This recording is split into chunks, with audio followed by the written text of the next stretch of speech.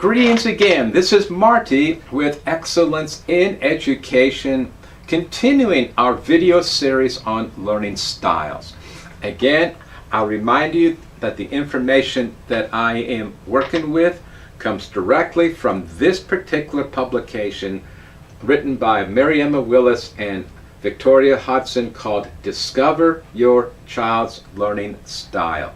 It is absolutely a phenomenal book, and what I've done is I've taken the training that we have received where this book was the primary text through the Learning Institute in Ventura, where we became certified learning style coaches.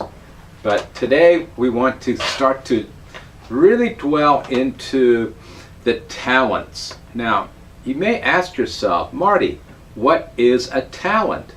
A talent is basically anything that comes easily to you. And the talent may or may not equal an interest. We will be discussing interest later on. But right now I want to stay with talents, which are, again, things that are done with ease. They do not have to work hard at it. Or it's something that you can raise to the top of the class without previous instruction. And it's also very important to understand that talents, if they're not being developed, can become dormant. It is fascinating to understand that many mid-age adults have not truly identified their talents, or when they do, they are mid-age or older. And part of the reason for that is that in today's modern society, we do not give our children enough unstructured play time.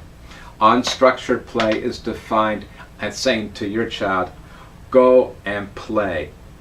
There's no expectation, and there's only one rule: no electronics. So we throw away the TV, the telephones, the iPads, the Game Boys. All those things are out.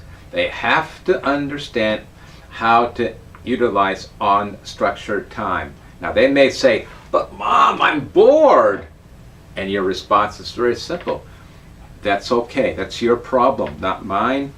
And if you start using unstructured play, then they become more creative. They're forced to make decisions, and voila, they will define and discover their own talents. Now, talents work closely with interest and dispositions. We'll find out that with certain talents, they relate to various dispositions. For instance, the spatial talent, I'll talk about a little bit later, closely aligns with people with a visual modality, or maybe a think, create disposition, or invent disposition. So what we have to do also is to understand that not all talents become an interest. And I use my daughters as an example. My youngest daughter had a phenomenal, I mean extraordinarily phenomenal talent in music. She has the ability of having perfect pitch tone, and what happens is that she can hear something, go to a keyboard, within a few minutes she can play it without ever knowing how to read music. But she had no interest in it. Conversely, her older sister, well, she had a phenomenal interest in playing the harp. But her music talent was average or below average, but her interest is what drove her to teach herself how to play the harp. Now, she can't tune it, thank goodness for electronic tuners, but she developed the habits and the skills, and now she can play the harp well enough that she can make over $100 an hour playing that harp. And her sister the best that she does with music is listen to it. Okay, now here are some cautionary notes. One, a serious pursuit of a talent might just take away from other areas. Let's use for an example a young person, let's say a teenager, who has a phenomenal athletic talent and is a tremendous skier. Well, if you're going to allow him to pursue that to an Olympic level, if that's where he wants to go, if his interests and talent come together for a passion, then maybe he's good enough that you allow him to become that Olympic level skier. But what's going to happen is you got to make a decision, because that pursuit and developing that talent will take away maybe from his academic performance. He may have to decide he's okay for him to maybe be a B average student instead of an A student. But his talent in skiing might provide better long-term rewards than being an A student versus B student. Also, a lot of times they will tend to pull away from other people because of the fact that they're investing all that time on that pursuit. Now, another thing you have to be cautious about is that, let's say you have a student, a child who is very good at something but doesn't quite have the interest. A lot of times what happens is that we will push that child into that particular talent. If I and my wife had pushed our daughter into music, we would have probably seen some negative unintended consequences. One, there would be a serious dislike toward her talent. And two, she may push away from us because we're pushing her into an area that she's not interested in. On the flip side, if your child does have a great talent that they're interested in, and you do not give them enough encouragement and praise, that might really discourage them to the point where they may say, you know what, my talent is not appreciated. Why should I pursue it? Maybe I'll do some other things that are more pleasing to my parents. This would be particularly true in a person who has a relate, inspire disposition that we explained earlier in the previous video. Now, all these little scenarios will require for you, the parent, to make a judgment call. And only you can do it. You may take outside counsel into effect. You may even consult with a learning style coach like myself. But again, the end decision is yours. Just realize that all decisions have short and long-term consequences. Now, we have to look at the different talents that have been defined in this particular publication. And they have defined 12 different talents. Again, things that come easily to a person. The first one is music. My daughter, the youngest one, had a great talent. It came with great ease. And music becomes potentially a great part of their life. Now, your objective is to maybe in the academic side of life use music as a means to help them learn and master subjects better. You can, for instance, out in the market, there are tapes where you can learn states and capitals, multiplication tables, and other math facts through music. And for a child who is musically inclined, this can be a great benefit. And the musically inclined child may also be auditory listening in nature, so that combination really can work out to the benefit. Another area of talent is math logic. These are people who are able to really be mathematically very superior and also they have a very logical mind. So, but now it's interesting in that they may have this wonderful mathematical mind and can divide things in their head to, gazillion digits and understand mathematical, or especially abstract mathematical concepts, but they can't balance a checkbook. So again, we have to look and see where that talent goes. Another area is mechanical. We have to look at these people, and a lot of times this is an undiscovered talent because the academic arena does not focus on mechanical aptitude. And these are people who have great ability to look at things, figure out how things work. They can work on an engine, design things. They can be great carpenters. And what happens is that these are things that are not taught in school. So this could easily become one of those dormant talents. Now, the goal here is to try to utilize mechanical traits and mechanical exercises to really bring forth academic achievements. And you can use mechanics quite easily in science and math, for sure. And when it comes to writing or giving presentations, allow that child to work primarily in the area of their mechanical talent, if they have the interest in it. Let's talk about word language. This can be separated into two different categories. One is proficiency with words. I have a teacher here at our academy. This gentleman is one of those highly proficient wordsmiths. His words tend to be $1 million words when he speaks, and sometimes you got to be careful because he can't convey the message because he's using words that the average person doesn't understand.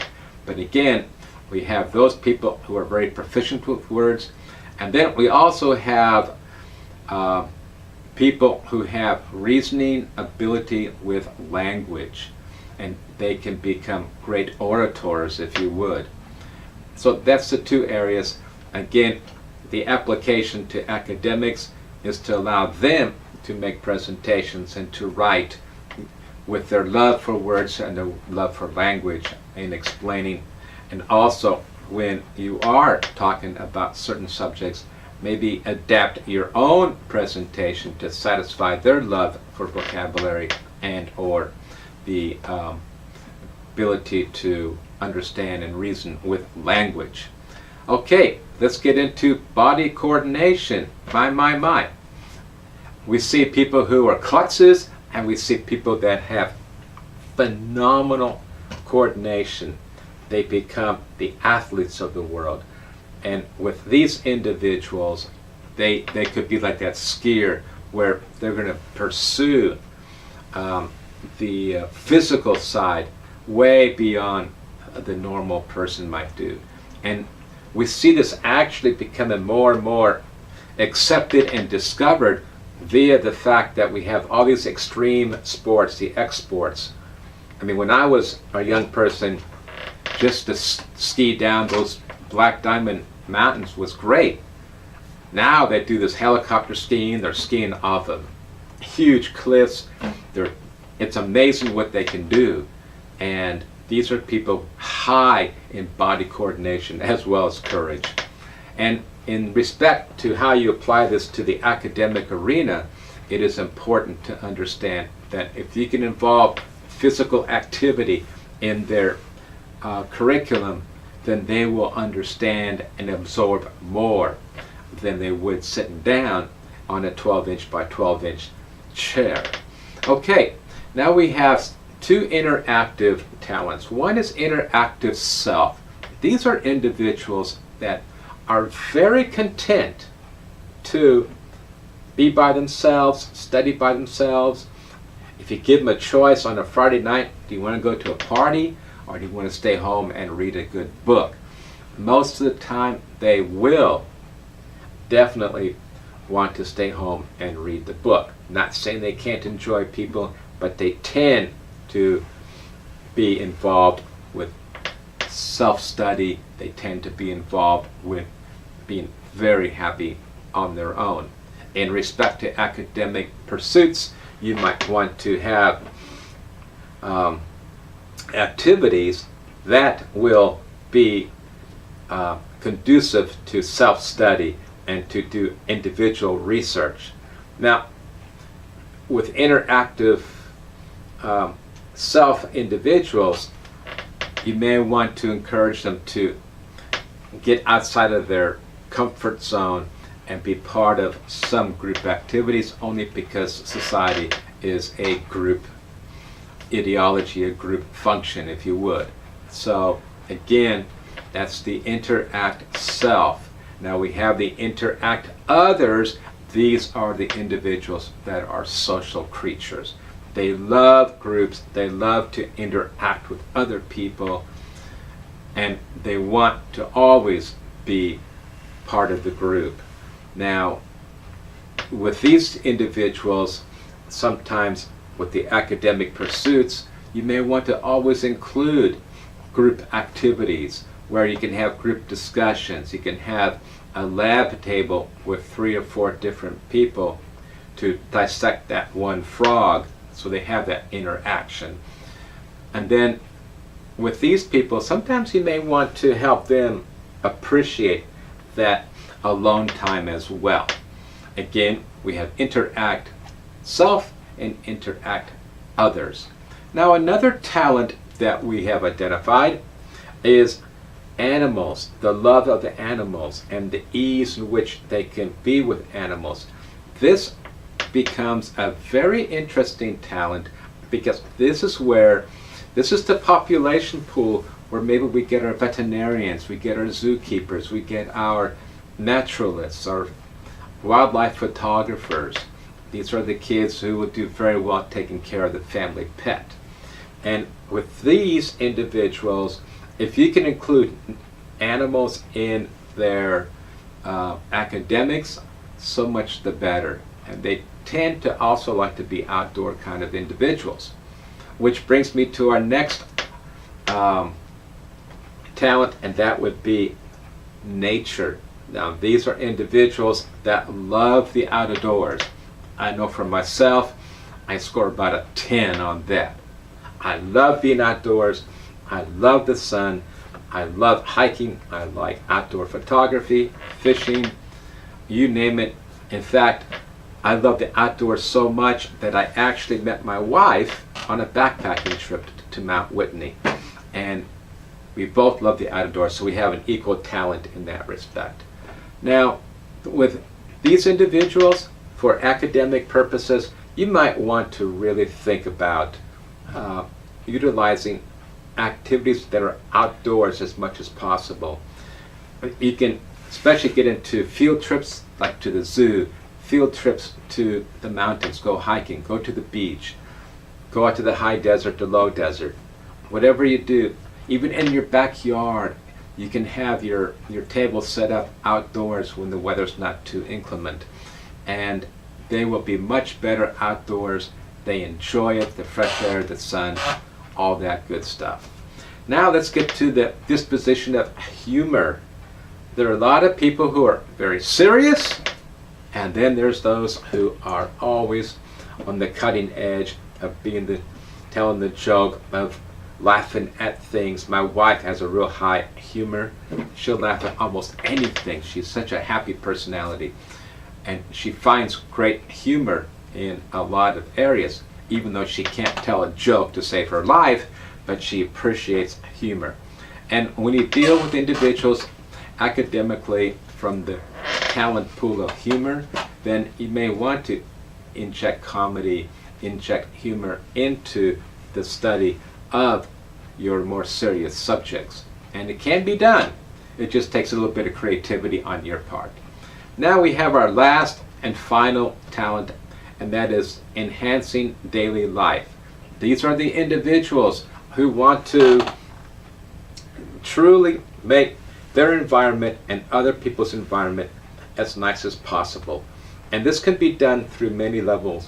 One, these are the people who like to keep their room or their house as if the maid at the Marriott just left their house. Things are orderly, things are nice and neat, shiny, whatnot. And it's interesting because when we do the assessments, if I look at that life enhancement score, then I can almost predict with a very high degree of reliability those housekeepers that have really nice homes and those who have challenged homes. They would not pass the Marriott maid test, and it's kind of fun to watch. But these are the people who like to make good presentations, whether it be through their art, maybe cooking, maybe gardening, whatever. But again, their whole purpose, if you have a high score on life enhancement, and that is to make the environment as nice as possible.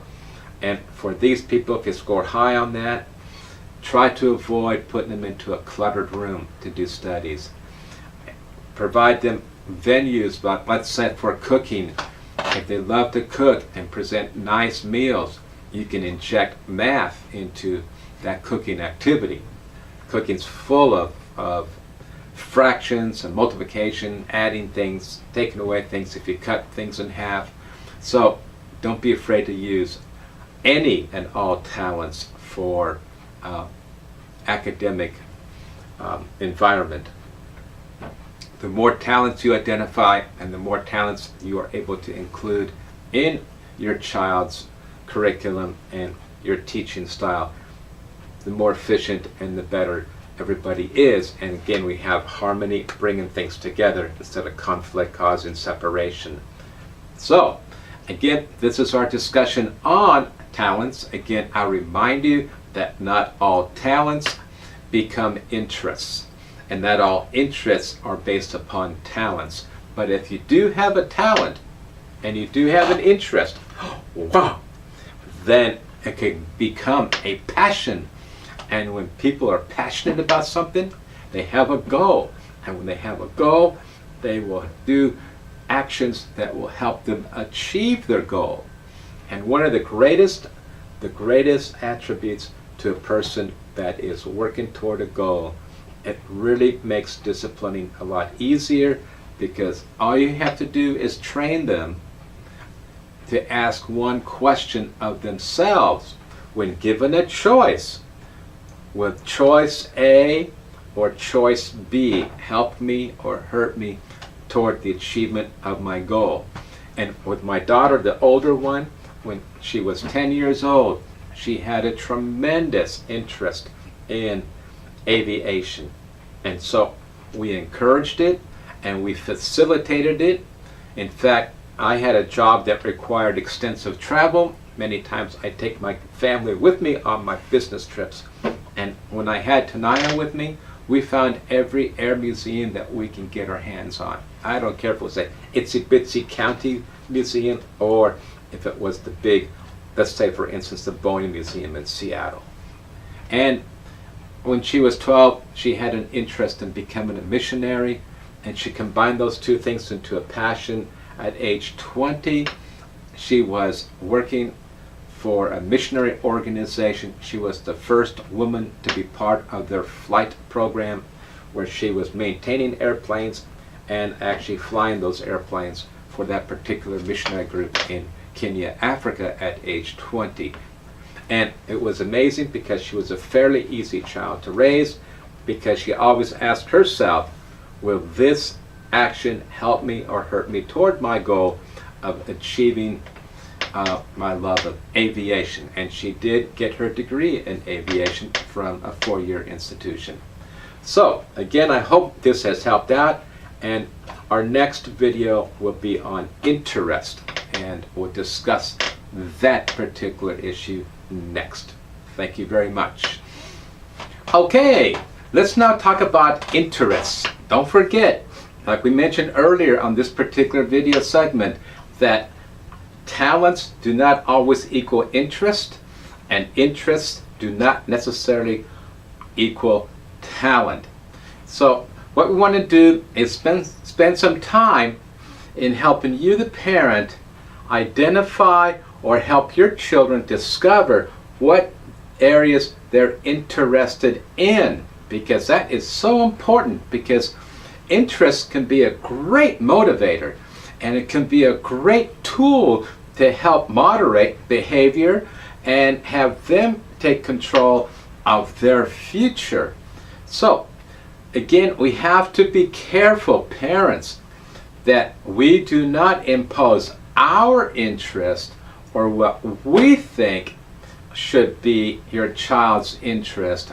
We need to identify theirs.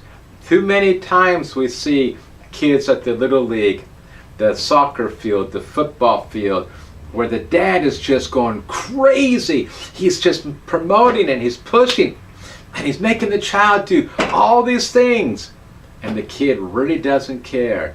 And what's going to happen over the long term is that we're going to see conflict, separation instead of harmony. And we need to be very careful, parents, because we want our kids to identify their interests, not perpetuate our interests, which could be totally different than our child.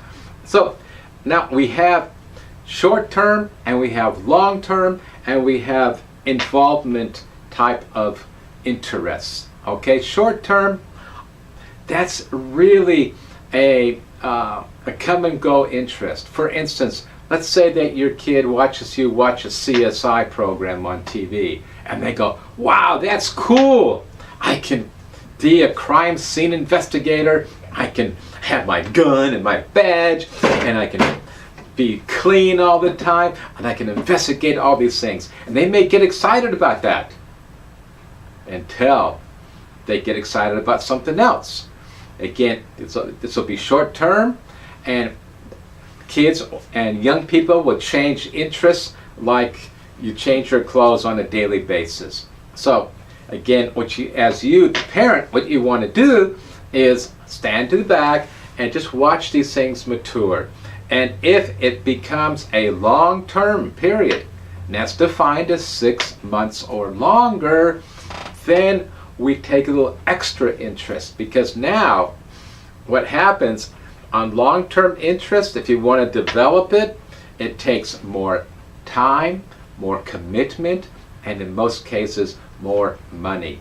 So again, let's be real excited about our kids' interests, but don't fall into the trap of overly managing your child's interest, because if you become too involved and you overmanage, it may cause them to say, you know, I'm done with this.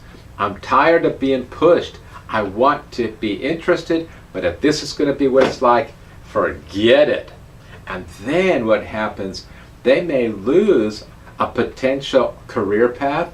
They may lose a phenomenal hobby, only because you, the parent, got overly involved. So you got to weigh that balance between encouragement and over involvement. And encouragement is always good, but if you get too bossy with it, then your child, out of self-defense, will most likely decide, hey, I've had enough, bye, see you later, Dad. Okay, involvement issues. Hey, you know what? Most people need to have something they're involved with, a concept, an ideal. And we're talking about things like being involved in, for no better purpose, Save the Trees, or some kind of puppy rescue operation. If they get excited about these involvement things, it's most likely going to be something that can be an activity, or might be a religious or political ideology they get involved with. But again, that becomes a purpose in their life. I'm a firm believer that people with purpose tend to be happier and tend to be better behaved. Now, of course, if you get to extremism, that can be problematic. But right now we're talking about your young kids who might get involved with some little issue that they feel is important, like, you know, save the puppies of the world. And that's great, okay? So again, short-term, long-term involvement issues. Now, the whole thing is to realize that when a child has an interest, Does that mean they got to be the top dog in it all? Wow, let me tell you, when we were younger, my wife and I, we skied. And we both had an intense interest in skiing. Mine was more competitive. I would ski those black diamonds. I'd have a great time. But I learned I had to ski away from my wife because she was highly recreational. And she was very happy with the moderate slopes to the bunny slopes. Just kind of slowly go down the hill. If it's too steep, she didn't like it. Too many moguls, she did not like it. Too many people, she didn't like it. So she'd find her own little spot where she can be very recreational in her pursuit of her interest in skiing. The same with our hiking. We love hiking. In fact, like I mentioned earlier on the video, we're avid backpackers, or at least we were at an earlier age, and we met on Mount Whitney. But does that mean that we have to be top dog and now pursue Mount Everest? No. So if your child is excited about some particular interest, go, yes, this is exciting. But don't force them to be the top dog unless they want to be. And at that point, then they have to have that talent and that interest to bring it together to be the ultimate top dog. So top dogs are okay, but it's not necessary for you to force your kids into that. And then another thing that I'd like to end with is that if your child has an interest in something, they want to learn more about it. It could be a hobby like stamps, coin collecting. It could be an interest in woodworking or gardening. Wow, then we have now converted learning into what I would call and other people would call delightful learning. And when they're involved in delightful learning, then guess what? They're happier. And if you can convert that delightful learning into something that's going to be really long term, then you will have a child who has something to lose if things go bad, but also they have purpose. And a purposeful child is always, I think, a happier child and much easier to parent. Okay, that takes care of our session on talents and interests.